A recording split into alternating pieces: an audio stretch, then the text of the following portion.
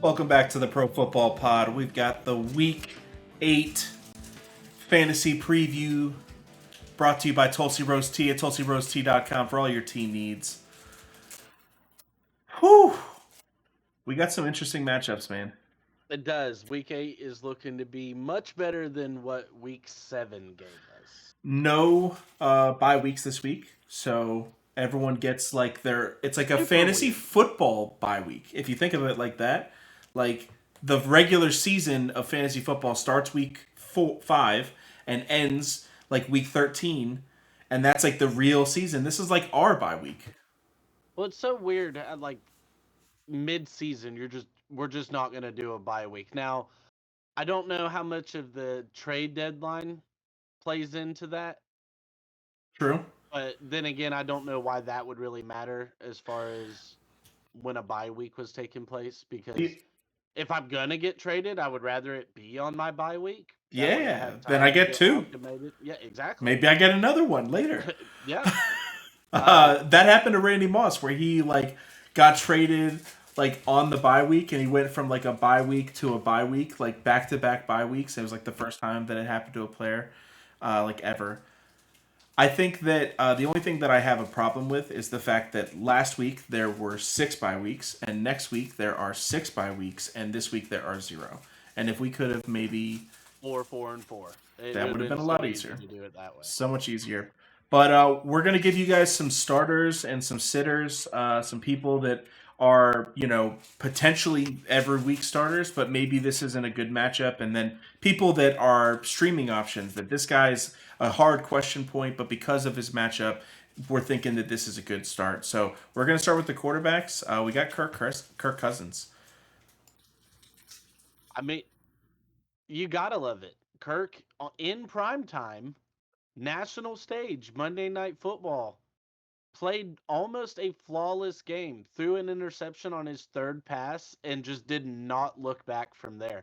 And honestly, that interception, I mean, I kind of talked to you about it last night a little bit. Like the interception, the ball was in Jordan Addison's hands. It just got snatched from him. And Yeah, then Jordan Addison repaid him by snatching it back right there at the end of the half and for just that took it the touchdown. distance. Yeah. And you just the way for me as well, I love the matchup. Like, yes, he's going up against Green Bay, and they've proven pretty difficult as a defense against wide receivers and running backs to this point. But for Kirk, I think the game plan for them is to going to be jump out to a lead early and maintain that lead because knowing what their defense is, you've got to keep your foot on the gas pedal. So I don't see any drop off from Kirk this week. It looked like he was more than willing to start getting these other guys worked into the game plan. We saw Brandon Powell come up with some pretty big catches last week, and you're probably thinking, who? Exactly. He was someone that immediately upon watching the second half of the game, I was looking up Brandon Powell and potentially putting in a waiver wire claim then. Like before the game even ended, I was going to just put my claims in because I knew that with how many targets he was getting and he was running the ball and he was receiving, like you can't be in that offense, get that many opportunities and not have success. Now he did come over from the Chargers, which is where Kevin O'Donnell was before he came to the Vikings. So there is that connection. You already saw him bring over Cam Akers, so it's kind of showing, these guys they know the system. They're able to implement themselves well. I've seen Brandon Powell shoot up to the top of waiver wire ad list this week just because of, like you said, the targets that he was getting. But focusing on Kirk more, I just think Kirk's going to give you what Kirk's going to give you. For me, it's not necessarily worrying about Kirk just giving you a dud. I think Kirk, his perpetual floor is 15 points. And I'll take that out of my starting quarterback every single week. If you're guaranteeing me 15, I'll take that. Green Bay is a tough matchup, which is why we're putting him in this section in the first place. I think that you have to believe that Kirk has been playing flawless football for most of the year. He has picks, he has fumbles on his team, a lot of fumbles. They had like 8 fumbles in the first 3 or 4 weeks. That's not him. He put the ball on the button, they made the reception, and then they fumbled it afterwards. So I think that people are giving him too hard of a time. He finally won in prime time when everyone was thinking he was never going to. So I mean, kudos to him. I think this next guy, C.J. Stroud, really, really good quarterback. Rookie of the year. Rookie of the year. Runaway rookie of the year right now. He could throw another like 7 picks and he's still going to be rookie of the year. Like it's not because of the lack of interceptions, it's because of how he's playing the game. He's not playing scared. He's playing to win. I think that he's going to have Tank Dell back this week. D'Amico Ryan said that Tank Dell's look good in practice, but he hasn't officially had to say whether or not he's practicing like fully but he should be out of concussion protocol, which is going to make CJ Stroud totally open up on his offense again. Nico Collins is going to be a good start. Like these guys are someone, he's barely a top 10 in the projection, and that's where I'm saying if you've got a guy like Trevor Lawrence or one of these guys that are one of the sitters, it might be worth taking a look at CJ Stroud instead, especially if he's on your bench from earlier in the year.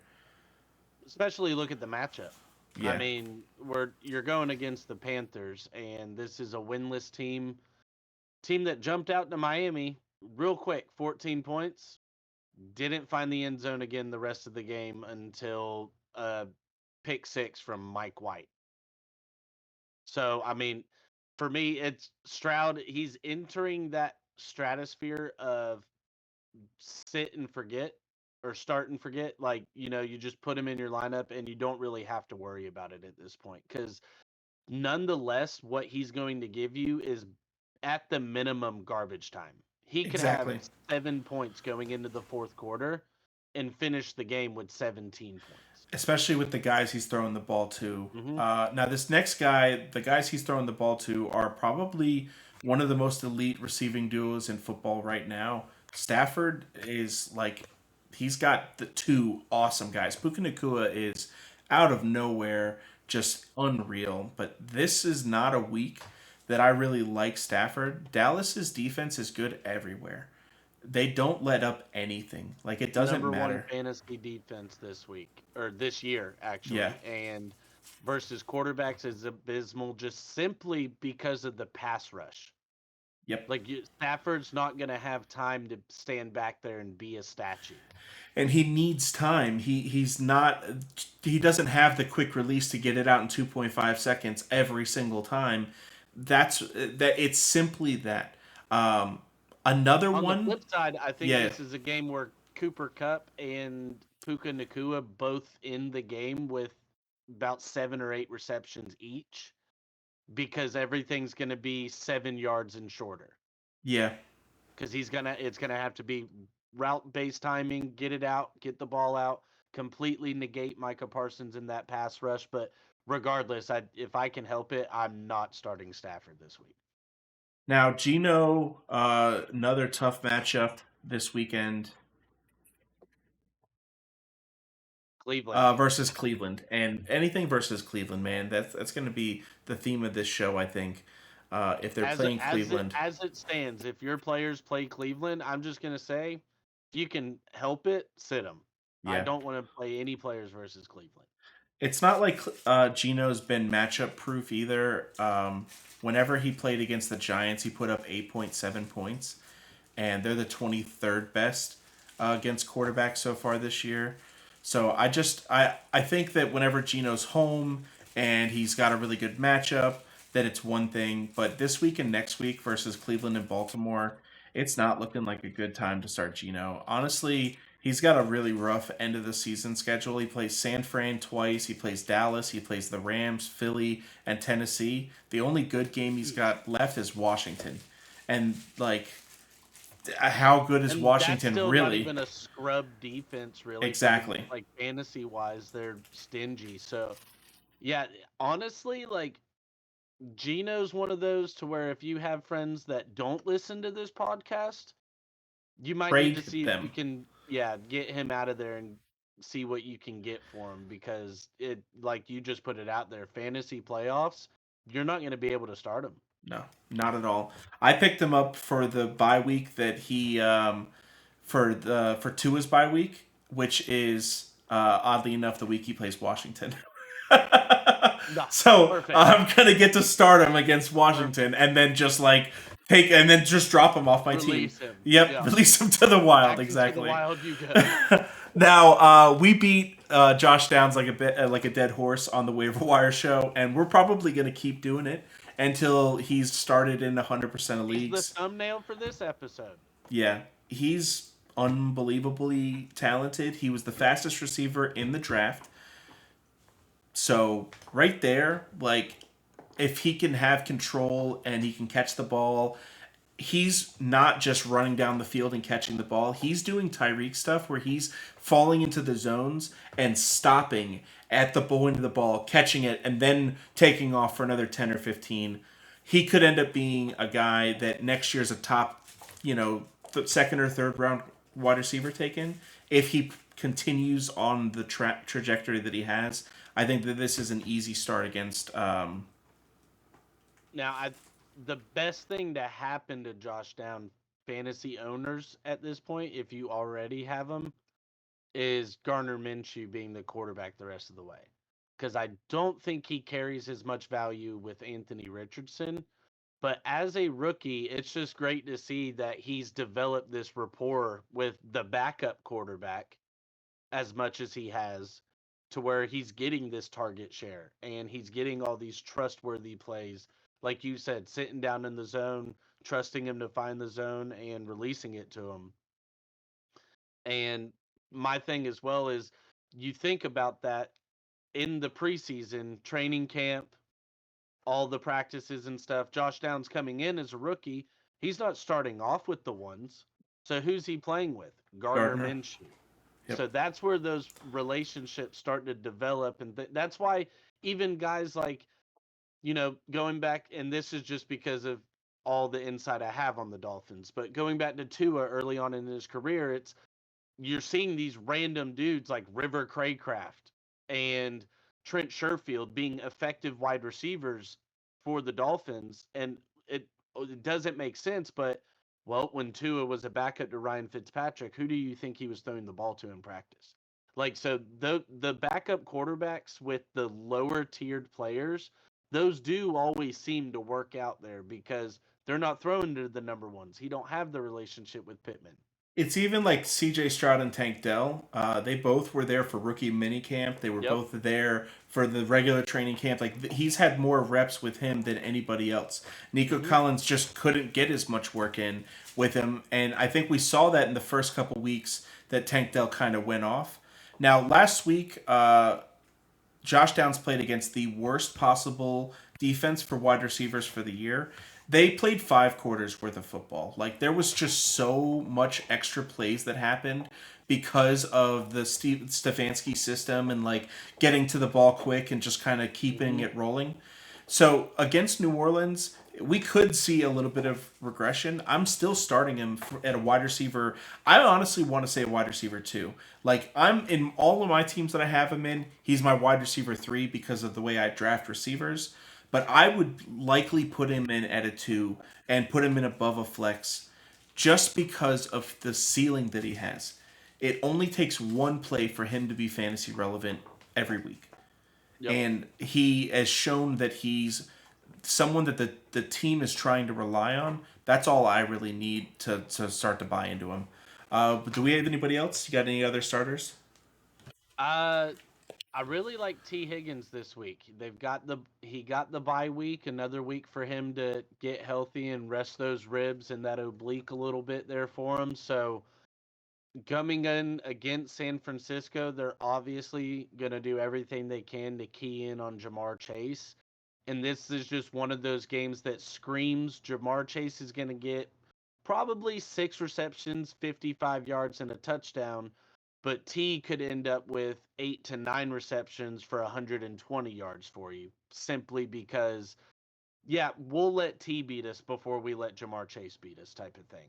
Also, just as a streaming sleeper pick for the flex spot, this is a good spot, I think, for Tyler Boyd as well. Now versus Seattle, he was able to get 4 targets. He's gotten 8, 12, and 8 in the first couple weeks, and he's been dealing with injury ever since then. Mhm. I think coming off of the bye week is huge for him and Burrow. I think that this is a big, like, what happens this game will determine what we see if we see him in our lineup for the rest of the season. He's got Buffalo, Houston, Baltimore, and then his fantasy playoffs are sweet. Pittsburgh, Jacksonville, Indy's a tough matchup, and then he gets Minnesota, Pittsburgh again. So really, Yeah. really sweet matchups for him. This is a potential trade target. Nobody really expects much from him before he goes off this week. I think a T. Higgins trade would be a great one for anybody. Yep.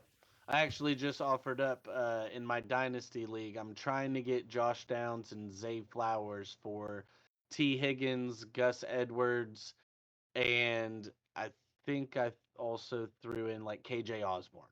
Nice. So There I you feel go. like it's a pretty fair trade, but with it being a dynasty, I highly doubt I get You're two getting coveted rookies like that. two He's of the also best rookies to have 0-7. So I'm hoping he's just punting on the league as well and this going year. for next year. Yeah. Yeah. So I mean, but yeah, no, I love T this week as well. And another, I guess not one but duo, because we kind of mentioned it pre-show. At this point, even if you own both of them, I think you have to start Calvin Ridley and Christian Kirk. Like, there's nothing to say you can't start one of them in your wide receiver one or two and the other one in your flex. But the target share that both of these guys are getting right now, Kirk's doing more with his, I feel like. But Ridley, rightfully so, he's still getting 8, 9, 10 targets a game.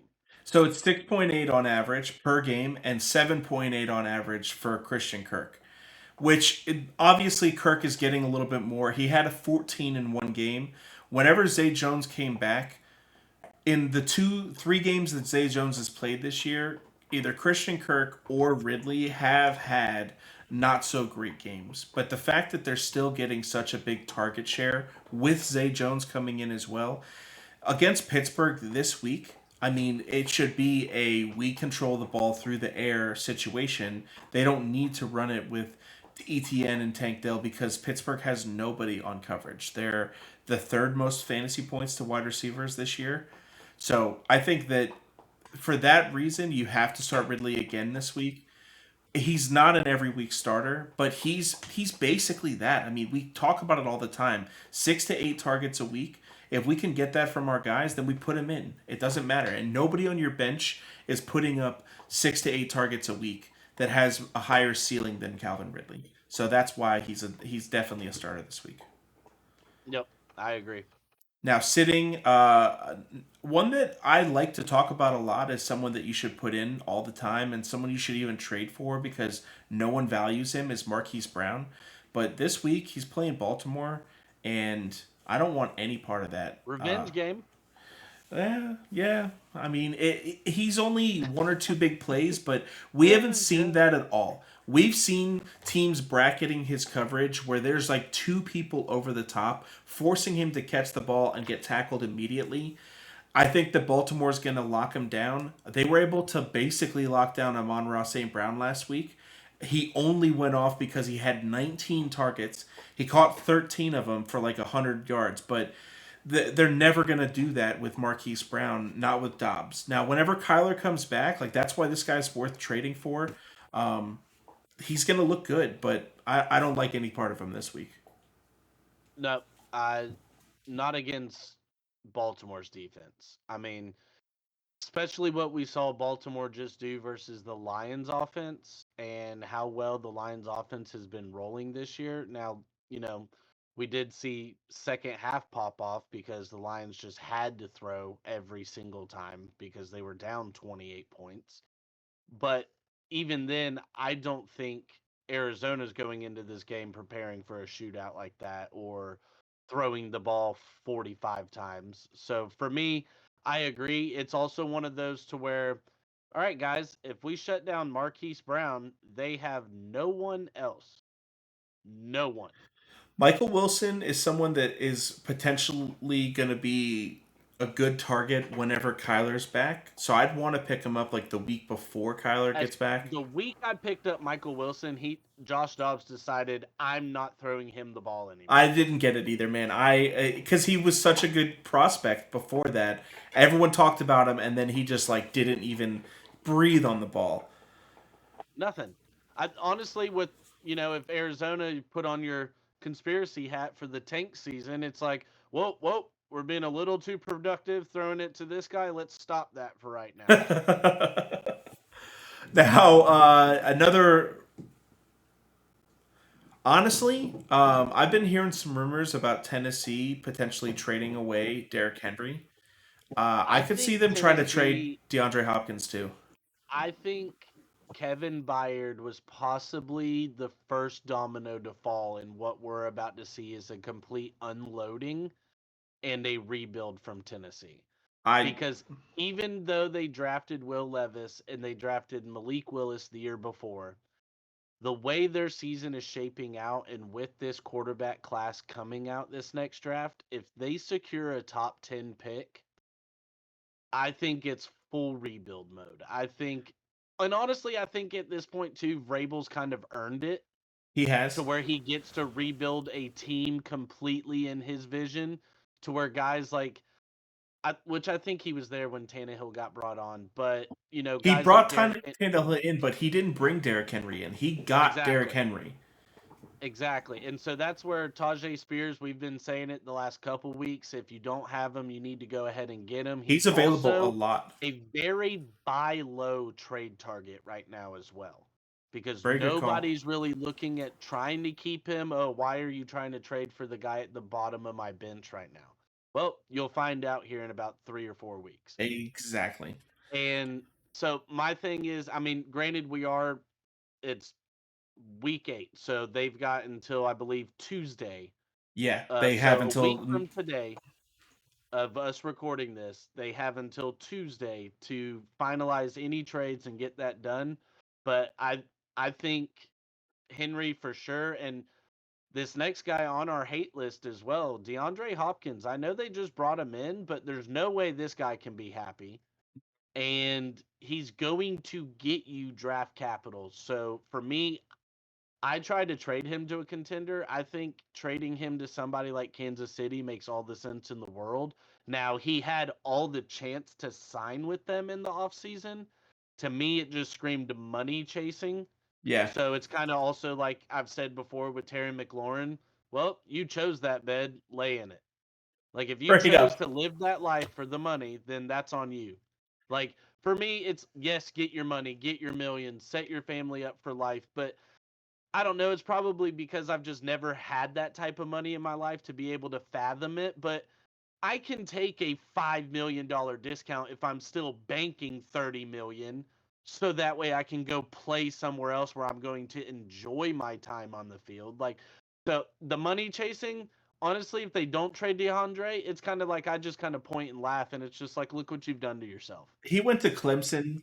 I think that's had a lot to do with why he ended up in Tennessee as well. As someone that lives in this area, I Close see to home. a I lot get of it. commercials with him where Yeah, he's close to like home. doing. He doesn't even wear the Tennessee. He's wearing Clemson stuff, doing commercials. So Yeah. I think that that's probably more Then than go play anything. for Carolina, bro. Like, That would have been so much better of a call because at least they have a young quarterback that but he doesn't want to play that game. Like at least Tennessee was supposed to go to the playoffs. No, I'm sorry. DeAndre Hopkins said he wanted 3 things. He wanted stable leadership, he wanted elite quarterback play, and he wanted an elite defense. He got the stable leadership part, but And that was the it. defense was supposed to be elite. Tennessee's defense Solid. has always been good. That's Solid. been Like why they've Vrabel's made the defense was playoffs so many solid. years. But yeah, them trading Kevin Byard, I think that is the first domino. Now, focusing more on the fantasy for DeAndre Hopkins, I don't like him this week versus Atlanta. They've been good versus wide receivers all year. AJ Terrell, top 5 cornerback in the league.